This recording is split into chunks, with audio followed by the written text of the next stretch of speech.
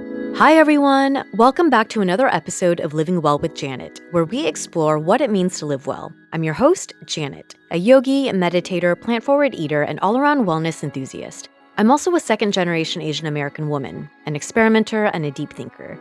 Join me in my conversations and contemplations on the physical, mental, emotional, spiritual, social, and environmental aspects of living well.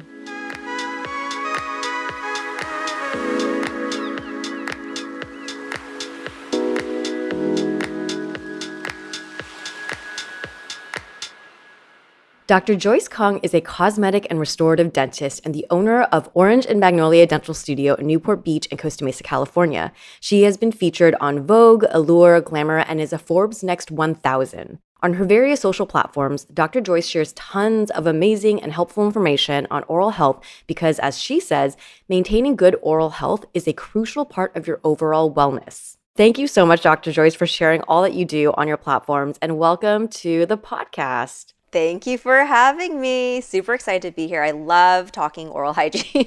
Yes. Well, I want to start the conversation by just asking, what is a wellness practice that you're really into at the moment? And it can be any type of wellness. Oh my gosh, so random. I went to acupuncture for the first time in a long time yesterday. I'm kind of like on a fertility journey, and apparently acupuncture is really good for that. So Yeah. Oh, amazing. Okay. And is the first time you had acupuncture done? I used to go to her years ago, and then it's just so hard to get in. Yeah, to Yeah, schedule the time, right? life's gotten so busy. And this week, I actually took this week off of work, which I'm a workaholic and it's really not good. So I Yeah. have this week off, and I started to feel myself breathing again. Mm. And I was like, okay, I need to like focus on myself again. I think I'm working too Yeah. much. I need to slow down a little bit. Oh my gosh. Well, I'm so glad that you are using acupuncture as a modality because I'm not going to an acupuncturist regularly now, but I've definitely also had periods where I explored that. And I just love their like kind of holistic approach to helping you kind of, it's not just physical, but it's also mental and emotional and everything. So that's amazing. Thank you for sharing that. Now I just want to dive into the conversation on oral health. So I'm going to start by asking about something that I've personally been struggling with for years now. And I know that there are a lot of people who are listening who also experience this, but it's grinding and clenching my teeth. My dentist has had me using a pretty like substantial night guard, not the super heavy duty ones, but at least like the retainer that's a little bit thicker. And I've been using that for so many years now, but I'm curious about other ways to resolve or alleviate the negative effects of grinding and clenching. And I saw on some of your like social content that you have shared information about masseter health and Botox as a potential solution. That was really interesting to me. I was wondering if you could talk a little bit about that. Like, why does it work? What is the process like? Are there potentially any like negative effects? Yeah, so I have a question for you. Is the night guard helping you not grind your teeth? I feel like maybe I'm still grinding because the I can see markations on the actual like the guard itself. So I'm probably still grinding, but at least it's not having the teeth grind down on each other. So that is one of the things that people do experience is that for a few select people, they say the night guard helps them not to grind their teeth. But most people I find are just clenching on the night guard or grinding on the night guard and Yeah. it doesn't actually solve any problems. So Ah, then the next step is a lot of people will get Botox in their masseters. So the masseters are those muscles that close the jaw. And for many people out there, the masseters are actually overactive. And the way that you mm, would know that is it's hard. You have to really be intentional and be aware of when your jaw is closed. Like even right now, whoever's listening, if your teeth are closed, they're touching each other, then your masseters are likely overactive because the oh, appropriate resting position is to put your tongue on the roof of the mouth, lips sealed, breathing through your nose, and the teeth should not touch like ever, except oh, for when wow. you're chewing food. And people are very shocked to realize this. So Yeah. most of the population actually is overusing their masseter muscles. And it's just like any other muscle in your body where the more you use it, the bigger it gets, the stronger it gets. And the Mm, Botox helps to calm it down so that It just takes that edge off so you're not constantly clenching on your night guard. Oh my gosh, that is fascinating. Yeah, I did not know that your teeth should not be touching. That's really, really good to know because now I will do a check-in every once in a while now where I think about like, are my like try to become aware of how your jaw is resting. So that's a really great tip for listeners. For the Botox though, is it permanent? No. Have you gotten Botox anywhere? I have not. So actually I was really fascinated with I have a couple of girlfriends who started doing it in their like forehead area. And then when I saw your videos, I'm like, oh, I didn't know you can use Botox for other parts of your face and relax muscles. So, but yeah, I guess I've heard that it's not you usually have to like go in occasionally, right? Like it eventually wears off. Yes. So if you're doing it for your jaw, do you usually have someone, are they doing it repeatedly? Yes. So I've actually done Botox for my masseters for years and years and years and years. I personally love it. The great thing is that it works very well. The bad thing is that it only lasts 3 to 4 months. So it's a constant financial investment. Yeah. So just doing it once is often you'll get like a taste of it, but in order for it to be really effective, you have to keep doing it over and over and over again because by reducing the activity of that masseter, the masseter gets less strong and then you don't need as many units. The masseters are usually pretty large muscles, especially for Asian faces. Like I started off with like 40 units of Botox on each side when I first started. And there is that like natural slimming effect that tends to happen. So people do utilize it just for aesthetics as well. But now I'm at like maybe 15 per side and I go every 3 to 4 months.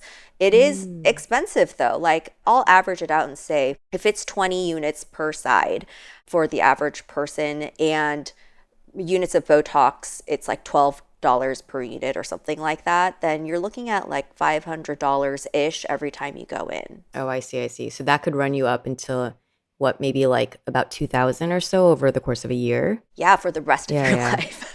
For the I mean, the interesting thing though is like if you think about all of the other beauty routines that you do, like perhaps your oral health is a worthwhile investment over some of those things, right? Either adding to it or maybe like, I don't know, get your nails done one time less or something like that. But I see a pretty strong argument for it to be considered as something to invest in. I think so. And from an anti-aging perspective, we don't want the teeth to be touching that much because the more they touch, the more they wear down and you only really get this set after your primary teeth. So you want them to last you into, later ages. Right.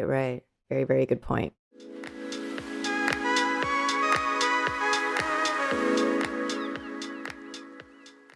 Hi there, enjoying the show? If you like what you're hearing and want more, you can become an ABG bestie and get our new audio episodes ad-free, special discounts and early access to merch, shoutouts at the end of our episodes, and we're bringing back our Dear ABG series as exclusive monthly Q&A sessions just for our ABG besties. Sign up through the link in our show notes.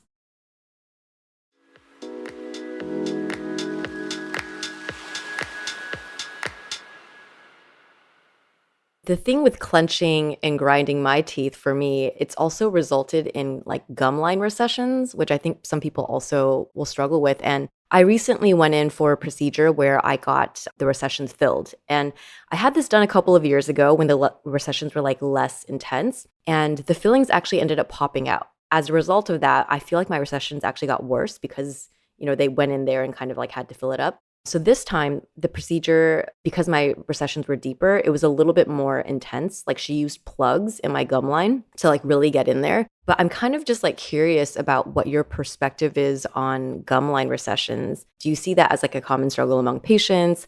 What are different ways that what are your, I guess, opinion about recession or filling the recessions versus other kind of like procedures or even just like leaving them alone? Yeah, recession is one of those things that a lot of people struggle with, especially these days. I do find that people grind their teeth a lot, and there are a lot of reasons someone would get recession. So it's really important to figure out why someone is getting recession.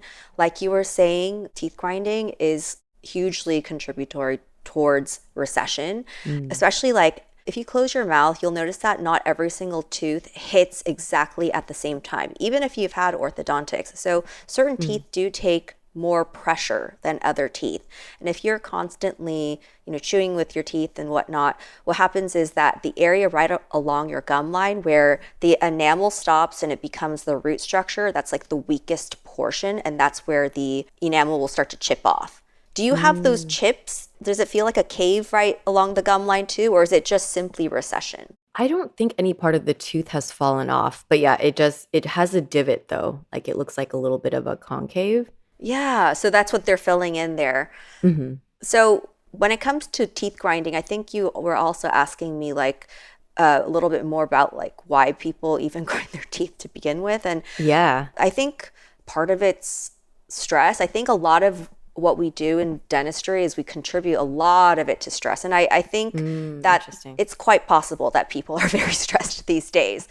But what people don't really talk about as much is the airway. And that is really important because it's your way of getting oxygen into the body. So what they say is that when people grind their teeth when they're sleeping, it's a compensatory mechanism to reopen the airway muscles that have collapsed while you're sleeping. So going back to Oh. obstructive sleep apnea and making sure that you're getting a lot of oxygen, you're basically, the muscles are trying to like grind and bring the tongue forward. And that's why all this is happening. So when we talk about night guards and we talk about Botox, it's not even necessarily addressing the core issue. The core issue is something else.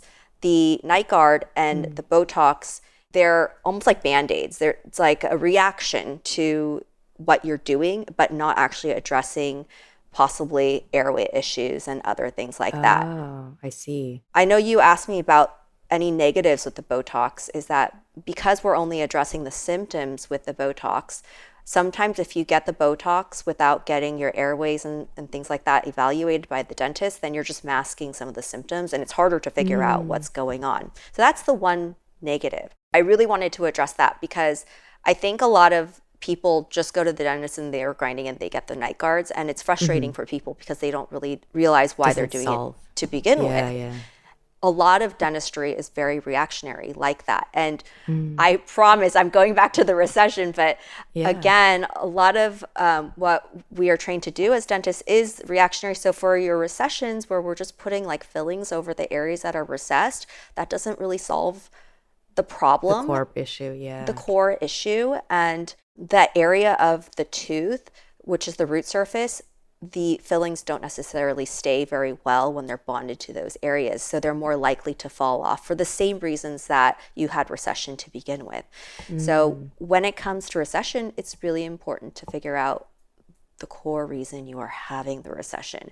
I know that's still very vague, but there are many reasons that someone could have recession, like occlusion, and also if you brush really, really hard. Also, like, those little lip ties and things like that, sometimes those can contribute.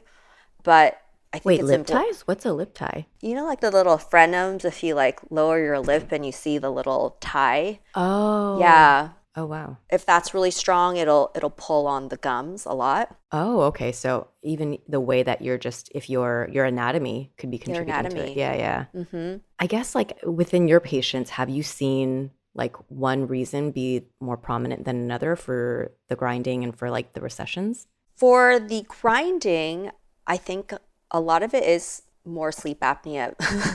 Oh, interesting. Yeah. So the airways, like you're saying, Yeah, they're not getting. airway. And that's why I think oral care is actually becoming. Oral care was always like the ugly stepsister of like dermatology where nobody really wanted to talk about it. But people are realizing it's so important, and there's more Yeah. conversation now, which is amazing. And there's something really cool that's happening where people are open to realizing that there is a reason that these things are happening, and not just like wanting to put band-aids and keep getting dental work done to like patch things up and cover the symptoms. With recession, I think we always thought it was just because people are, brushing way too hard. Yeah. And that was like our cop-out answer, to be honest. But I don't think that's the case. I think it all goes back to the way the teeth come together. Yeah. Oh, interesting. Yeah, you're right. I think I remember even just when I was younger, I would go to the dentist and they would say, "Oh, you're brushing too hard." And then more recently, it's been, "Okay, let's like use the night guard as a way to protect." But yeah, I get stressed a lot in my shoulders and stuff. So I imagine I'm definitely clenching. To your point, when you ask, like, "Okay, you have the night guard, but does it help?" And it doesn't. My teeth aren't touching, but yeah, I'm definitely still like the muscle is. I feel the soreness in my jaw. So for me, I'm curious. Probably the recessions are due to, I don't know if it would be an airway issue for me or maybe just stress. I feel like you sound very similar to me in a way where I hold a lot of my stress like right in this upper neck area Yeah. in my masseters. So when I started getting Botox in the masseter, it took that edge off immediately. Like I was like, oh, that feels so good because I'm like a little bundle of stress. Stress. Yeah, yeah, yeah, yeah. You seem much more zen than me, but I'm like this all the time. Like Yeah, yeah. Well, there's a lot to be, I think, like wound up about.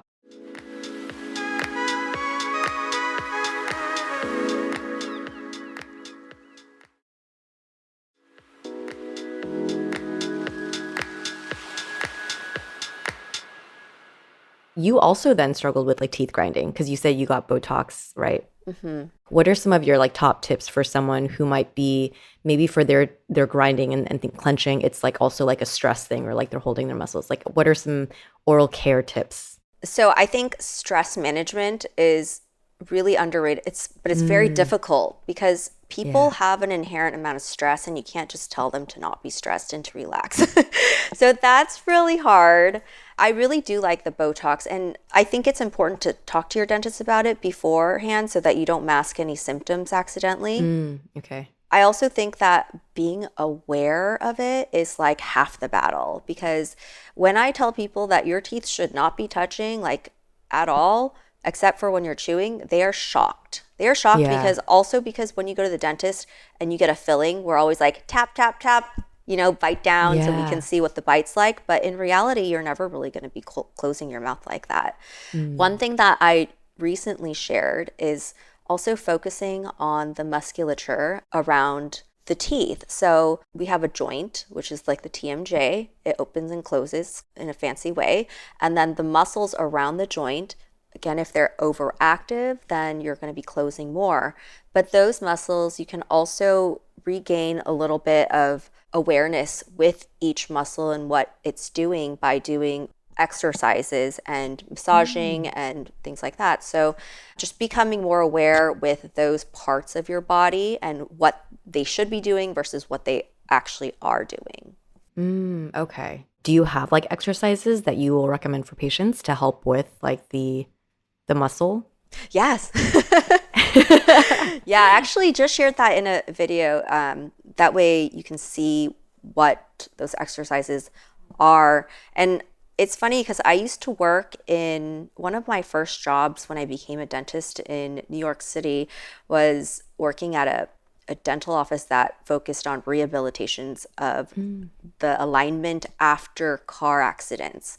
So what people don't really know is that if you've ever been in like a snowboarding accident or something, like have you been to a trampoline park? I have not, no. But I'm thinking about, I have a lot of like nieces and nephews and friends with kids, and I'll go to the birthday parties and they have those like jump houses. I don't know if that's, yeah. It's like your body is bracing itself to hit solid ground, but it's a trampoline. Right. So like by the time you leave, if you're an adult, a lot of times your body's going to be super sore the next day. And that's kind of what happens to the mouth and the jaw after you get in a car accident. So anyways, we would teach these muscle exercises to the patients as they're rehabilitating the awareness of the muscles in their jaw so that they can have a proper bite again. Yeah, yeah. Okay, that's fascinating. So I want our listeners, they can go to your platforms and watch some of the exercises. I'll definitely be checking out those videos. So those are some great tips. We could either like Botox, jaw exercises. Are there any other kind of like tips for either recessions or teeth grinding? Oh, for recession, sometimes this makes it harder, but sometimes I'll have patients utilize their non-dominant hand to brush their teeth. Oh, Especially if they're like putting too much pressure, then Yeah, yeah, that yeah. definitely helps. And The reason that helps actually is because you become more aware because you're not used to using the left hand, or for me, I'm right-handed, so left hand, or it could be the opposite, but you're just not used to it. So you actually do a better job of brushing because You're you're probably more like, tuned in, right? yeah, it's Yeah. like you're learning it for the first time again. So that's a really good one. And I love electric toothbrushes that have the pressure sensor because we Mm. do tend to brush a little bit harder these days. Like I am a scrubber naturally. Like I like it Yeah, when it yeah, feels really same. clean, so I need to back off. So I love those tools.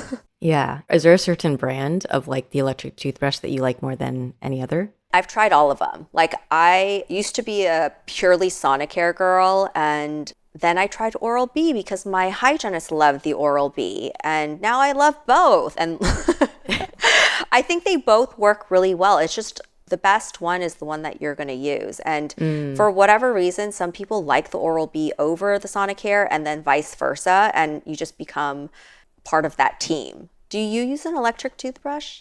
I do. I think it's Sonicare. So you like the Sonic style then? Yes, yeah, but I will alternate because my dentist had mentioned that recessions could also be from like the harsh brushing. So I'll do electric toothbrush either in the morning or at night, and then the other one I'll use the very soft bristle toothbrush to kind of try to give it a break. But You are so good. I tried to, yeah. I've definitely, I think like the last couple of years when I go, because the recessions, they have said, like to your point, you get one set of teeth and the gum lines, the moment they go down, they don't really grow back, right? So I've been trying to like be pretty good about my oral health. But I think to our conversation, to your point, the stress management probably is a big thing with like clenching. I want to actually also talk about teeth whitening because I've seen some of your videos on kind of some of the trends that are out there with like coconut oil pulling and like charcoal toothpaste. What are your thoughts on like effective ways to whiten teeth? Yes. So coconut oil pulling, there's not a lot of science behind that. I'm not personally like someone who's going to poo poo on coconut oil pulling because I think it's cool when patients brush and they floss and they do like the evidence-based stuff plus they do the coconut oil Mm. pulling. I'm like, you care that much? Like I love that for you. As Mm. long as they're doing the brushing and flossing, I'm for that. I don't really know if why it would whiten the teeth, to be honest, like from a scientific Mm. standpoint, but I do think, if people believe that's happening, who am I to say it's not happening? So I'll just leave that where it is because it's not really Yeah. backed by science. Also, no one's going to do science, scientific studies on it anyway. Right, So right. it's just never going to be. But Mm. likely it does have benefits. We just haven't studied it. And it Mhm. doesn't hurt to do anyway. Charcoal is one of those things that you will see an immediate brighter effect from using charcoal, like toothpaste and things like that. But just beware that they are very abrasive. So Mm. when it comes to whitening of the teeth, there's a lot of jargon in there that is really confusing for the consumer.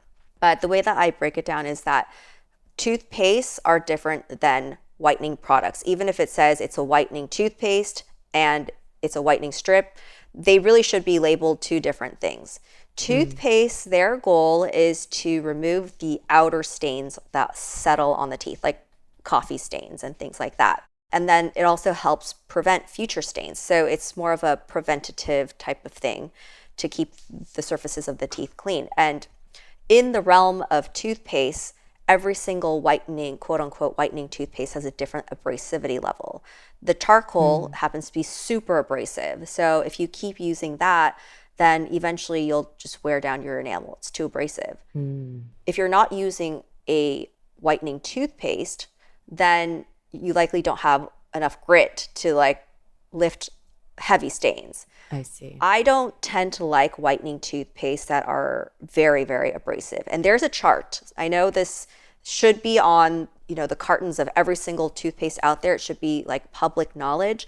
But the only way to find out how abrasive your specific toothpaste is there's a chart that you have to look up the toothpaste and see how abrasive it is. And you'll Mm. find a lot of whitening toothpaste are on the upper limit, which is like Ah. regarded as the harmful limit. So you want to stay like in the high level, but not too high. Mm. So that's the whitening toothpaste. All it does is attack the outside of the teeth. It doesn't actually whiten the teeth from inside out. The whitening products like your strips and the trays and things like that, those are hydrogen peroxide based products that do whiten your teeth from the inside out. So it'll move the needle on the actual color of your teeth. Those are true whitening products. And I always say start with the cheapest thing. Like, the truth is, with whitening, not everyone whitens as easily. And throughout your lifetime, it's often different as well. So like when you're a teenager and you whiten your teeth, you just got those teeth, there's not a lot of stains and it's not very stubborn. You'll whiten so much more easily with the cheaper products. As we get older, those stains really become complex and layered within our teeth, and it becomes harder and harder to lift those stains. So sometimes you need to be either more diligent or use stronger products. But I am a proponent for doing things at home.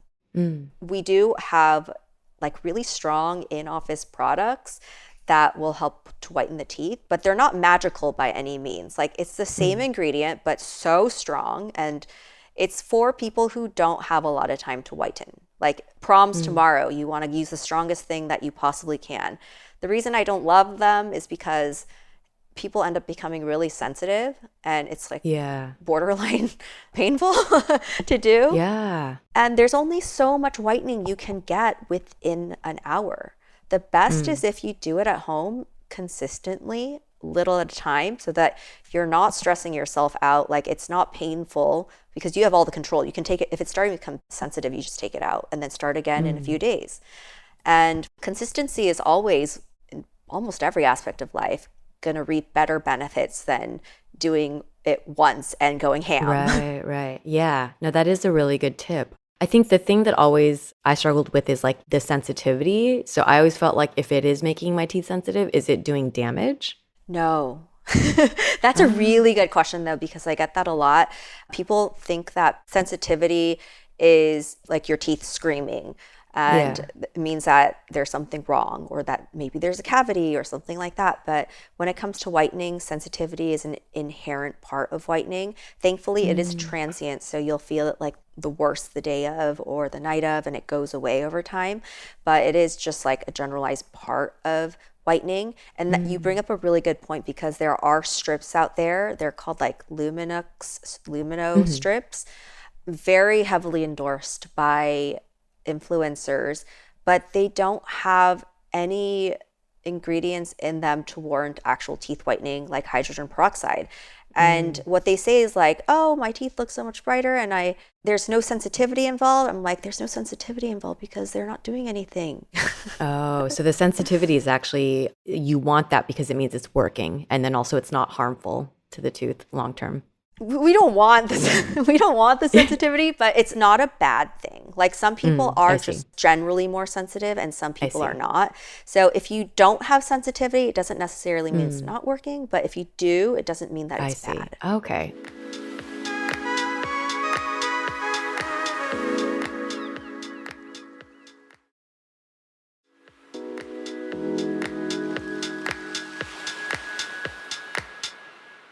What is a brand, I guess, of like at home that you would recommend? Or if you have like a couple brands? I personally love, like, a lot of people do have Invisalign trays. If you have those types of retainers, you can actually use them as whitening trays because they're custom fit for your mouth. So I would go to the dental office and just buy the little syringes. That way you're getting higher concentrations, and then you can use it at home. That's the best bang for your buck, to get like the best quality and fastest working, most efficient, and good ingredients. Then we're talking about like over-the-counter type of stuff, right? So I personally like the trays better. They're like these little trays that are in a U shape that you would put in. And the ones I like are from Opalescence, which is like the same brand that I would be using in the office anyway, but they have ones that are over the counter. I also do think Crest white strips do work for a lot of people, and they're very accessible. You can get them at Costco. And so they do work. And what's cool about the Crest white strip is that you can customize them because they're just a strip. So like you can cut them up and like put them on different areas of your teeth. So if you have a crown on like your front tooth or something, you don't want to put the strip over that. So you cut around it and you put it around. That's a good tip. Yeah. So the Invisalign tray is probably the best best bang for your buck with the more concentrated. And then if not, the strips, and those are easy if you want to customize and you want to like avoid certain areas or just target. And then I think before whitening at all, just like show your dentist, because I can look at someone's teeth and tell them straight away, like, you are going to have an easier time whitening than the average person, or you are not going to have a harder time, because every single person's teeth have different like pigments in them, and certain ones whiten very easily and some certain ones don't. So that's always nice to know what you're up against. Yeah. Okay, that's a great tip. So going to your dentist and then maybe having them evaluate so that so you'll know which maybe approach is best for you. I want to ask about mouth taping. I know that it's like really popular, and I'm curious what your thoughts are. If you could maybe explain to anyone out there who hasn't heard about mouth taping, like what it is and why it's helpful. Do you mouth tape? I don't, but I'm so curious about it because I keep hearing about it. So I'm like, maybe this is something I should try. I'm actually so obsessed with mouth taping, and I did not expect to be. The whole thing with mouth taping is I kind of expected myself to feel like I'm suffocating because you're taping your lips shut. That's what I would think. The one that I like is called Solid Sleep. It has like a little hole in the center, and it's simply just promote the lips to stay sealed. And having that seal throughout the nighttime is really important when it comes to the health of the mouth, because if it's dry, you're more prone to bad breath, you're more prone to getting cavities, because saliva is your body's natural mechanism to help buffer acids and to wash away, bacteria and food debris and things like that. So the saliva is like, I call it like liquid gold, and you want to preserve that as much as possible. Now, I started experimenting with the mouth tape because I recently got diagnosed with Sjogren's, which your eyes become dry, your mouth becomes dry, and I didn't know it was Sjogren's. So I started using the mouth tape, and I could not believe how much I loved it. The reason why we do that is not just to seal the lips, but also to help promote nasal breathing, which is very underrated, right? So yeah, I love it. You should try it. I always say that with a grain of salt, because again, with the mouth taping, that goes back to airway. If you have someone that has like obstructive sleep apnea, which like for those of you who are not as familiar with sleep apnea, it's where the airway is repeatedly collapsing throughout the night. And so that leads to pauses in breathing and then reduced oxygen levels, which is always, not good. Nasal breathing is the best oxygen that you can get. So we're always trying to promote nasal breathing. But if your mouth is open throughout the night, likely you're just breathing through your mouth. Right. Okay. So the mouth taping, it's not only just for like nasal breathing, but also keeping your mouth closed is important for just the health of your teeth and your gums and everything. Okay, I didn't think, because I had heard about it mostly in like kind of more like biohacking worlds where they talk about it for like the importance of like breathing out of your nose versus your mouth. But I didn't think about the fact that if your mouth is open, that it could be affecting the health of your teeth and your gum line. So that does make a lot of sense. It's all connected. Yeah. With your patients that you see, are people coming in with certain ailments or complaints that more so in kind of like the young middle adult age? For your like 25 to 35-year-old patients, what are some of the common stuff that you're seeing people struggle with? In that age group, I've found it to be incredibly variable still. It's not like they all come with a certain problem, but it does happen to be that a lot of my patients are female in their 30s. And a lot of them are, going through pregnancies. And then after that, I have patients who are going into perimenopause and then menopause. And those are all things that we do not give a lot of light to in the dental world. Maybe pregnancy because of the vomiting, but people don't really talk that much about all the things that happen in the mouth during pregnancy and during menopause. And honestly, there's not even a ton of research when it comes to menopause. And so that's one of the things I've been researching a lot, because I have a lot of patients that are starting to do hormone replacement therapies. And I'm trying to figure out the impacts of that on the oral microbiome. And there's not a lot of research when it comes to that. But pregnancy, I think, is a little bit more widely talked about. Oh my gosh. I guess, are there any kind of like top line things that you're finding? I didn't think about how going through menopause, because it does impact maybe your gut microbiome, and how could that affect your oral like the environment that's in your mouth. Yeah, what are some of the things that people are struggling with? Yeah, well, people don't, I forget the exact number, but when you are pregnant, remember how I was saying that the saliva is like liquid Hmm. gold? So, saliva has calcium in it, and part of that is to help remineralize and keep your enamel strong. Mm. Your levels of calcium during pregnancy drops by like, it was like a crazy number. I remember reading it and being like, wow. And so when women are going through pregnancy and they're throwing up, Yeah. because of morning sickness, that's a battle in itself. But Mm. then also the actual chemistry in your body changes where you are way more prone to getting decay. Ah. And also the gums, because of all the hormones, the gums become more bloody and you'll get things Oh. like pyogenic granulomas where there's like, it's a benign sort of tumor looking thing that's in your gums. There's a lot of things that happen during Wow. pregnancy. Yeah, I did not And know that. I always love to tell women, like, because I think in society, we make women feel like they're crazy or something like that, like they're not taking good care of themselves or Yeah. like it's their fault for getting cavities. But no, biologically, it is not their fault. Mm. It is part of the way that we're wired. We become way more prone to these Yeah. things just simply being women who are going through hormonal fluctuations. Oh my gosh, that's fascinating. I never thought about that. And I will definitely be more aware, I guess, like when you're hitting these different stages, if I notice a change in my dental health, there's a reason for it. It's probably good to go There see your is a dentist during those reason. times. Yeah, yeah.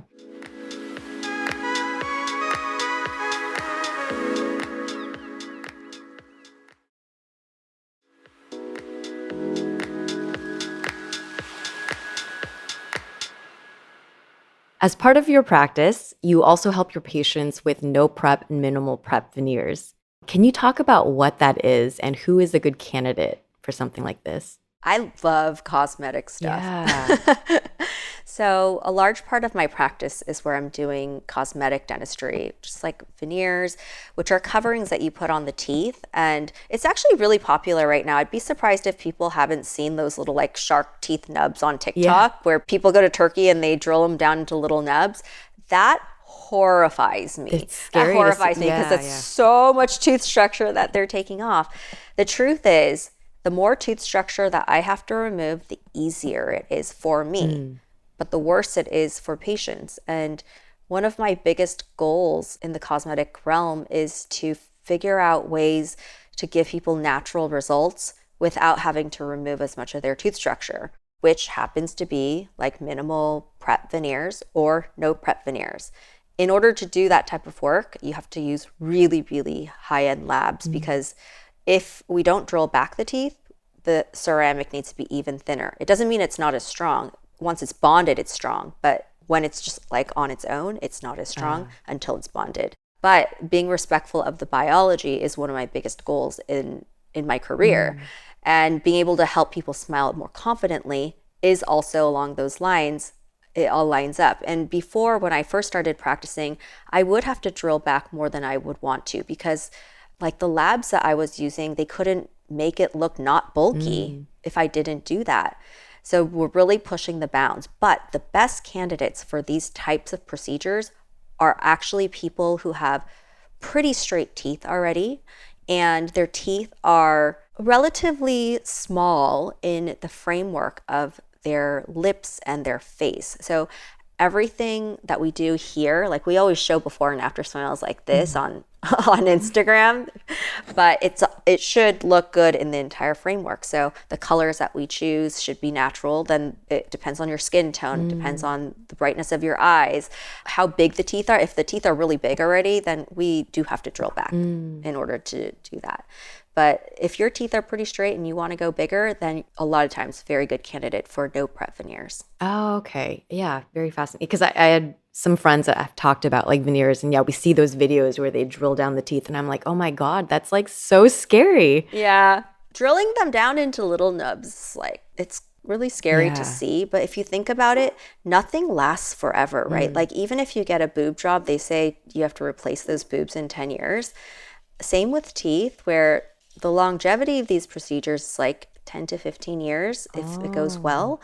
And so younger and younger people are starting to get veneers. Yeah. You want to be able to save as much as you can so that every time they go in to replace the older veneers, there's a lot to work with. And in my case, I'm like, it would be ideal if this procedure was reversible, because Right.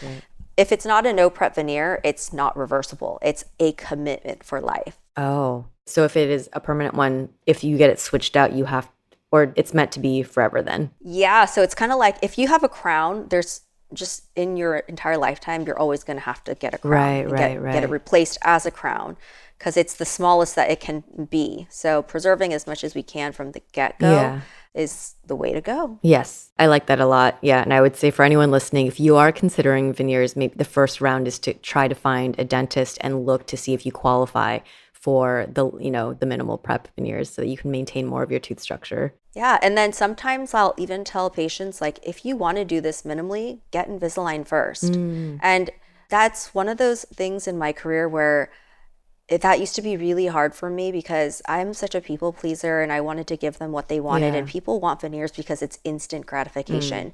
And also, I knew that if I said no, go get Invisalign first, they would find someone else to do it for them anyway. But these days, where I am at my career right now, I'm like, no, you got to go get this done. Otherwise, you're just wasting too much tooth structure. It hurts my heart way too much, and I cannot do this for you unless you do that. Okay, so that's good, is maybe looking at first, the least invasive is like Invisalign, or trying to work with what you have. And then second step is like the minimal prep veneers. Good to know, good to know. Dr. Joyce, can you walk me through your personal morning and evening dental routine as someone who is like the pinnacle of like oral and dental health? I'm curious what you do for your teeth in the morning and at night. Okay, so I try to keep it simple, but I don't know if I am keeping it simple. I know my morning routines are always a lot more simple. So in the morning, I don't floss. I brush my teeth with my toothpaste. I don't rinse it out. I spit. But I take my tongue scraper and I scrape my tongue. That's it, unless I am having particularly horrible breath that morning, then I'll use like TheraBreath or something like that to help things out. Especially like if I had Korean barbecue the night before, sometimes the garlic and the onion still, you can smell it when you wake up.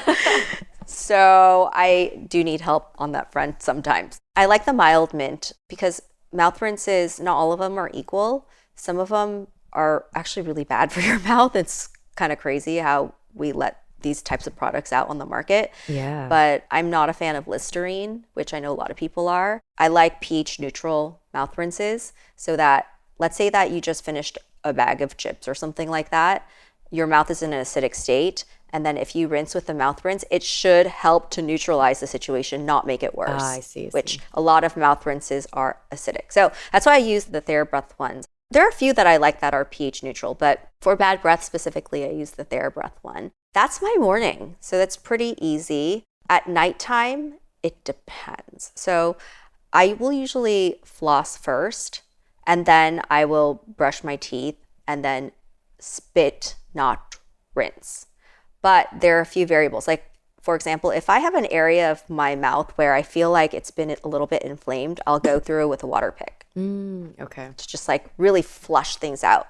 Sometimes I will also tongue scrape before I do, but I don't think it matters when you tongue scrape as long as you do it, but I do it morning and night. The mouth rinse at nighttime, I use more from a cavity perspective, and I happen to really like nano silver and xylitol. So the mouth rinse that I'll use is called Elementa, and that one has nano silver and 25% xylitol, which is a really high amount.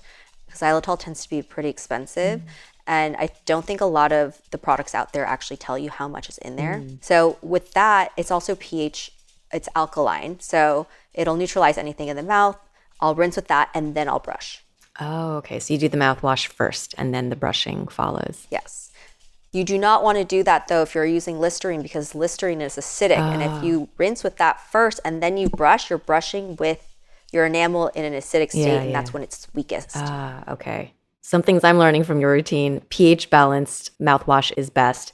And then tongue scraping also. I also use tongue scraper, and that's definitely been a game changer. But it's good to know it's like it kind of doesn't matter at what point in the steps that you do it, just as long as it gets done. It's very helpful. And then the water pick is one that I've seen some people use, but I personally don't own one, but I could see how, I think to your point, there are various times where if like a certain area of my mouth is feeling more inflamed, then that would be good to like get even deeper in. Totally. And I think it depends on what your individual needs are. Like for me, I only use it certain times, but some people have genetically, they're more prone to periodontal disease. I would be using a water pick if that was me. I see. More frequently. And then you don't necessarily need to use some of the products that I use if you are not cavity prone, but I happen to be really cavity prone, even though I'm a dentist and my mom was a dentist. You know, just because we're dentists doesn't mean that we don't get cavities. Yeah. You're still human, yeah. So I use products specifically for like the problems that I have. And when you build your oral hygiene routine, it's nice to be able to get those insights from your dentist so that it's personal to you. Yeah. Okay. That is a very, very good point. Awesome. Well, thank you so much for joining me, Dr. Joyce. Where can our listeners find you online if they want to follow along and learn all of the amazing information that you share? I'm Joyce the Dentist on Instagram, TikTok, YouTube, everywhere. Everywhere, yeah. I'm the most active on Instagram. I think Instagram's like my favorite place to just hang out and like chat with people. Which of those platforms did you start on? I started Instagram first, and then I went over to, well, I did YouTube too, but YouTube has always just been a hobby. It's more of like my everyday life, like being a mom and a business owner and stuff like that. Then TikTok, when that came along, it was so hard for me to figure out TikTok. Yeah. That's a hard platform, but it's super fun too. Yeah. Well, great. Well, we can find you on all of those platforms at Joyce the Dentist. Thanks again for being here, Dr. Joyce. This is such a great convo. I learned so much. Oh, I'm so glad. DM me anytime. Super happy to be here. Thank you. Once again, this is your host, Janet. I can also be found on Asian Boss Girl, the podcast for the modern-day Asian American woman with my good friends Helen and Mel, who are also hosting their own shows, which you can catch on this same feed, new episodes every Tuesday. You can follow ABG on Instagram at Asian Boss Girl and me, Janet, at Janet W. That's Janet, the word double, and the letter U.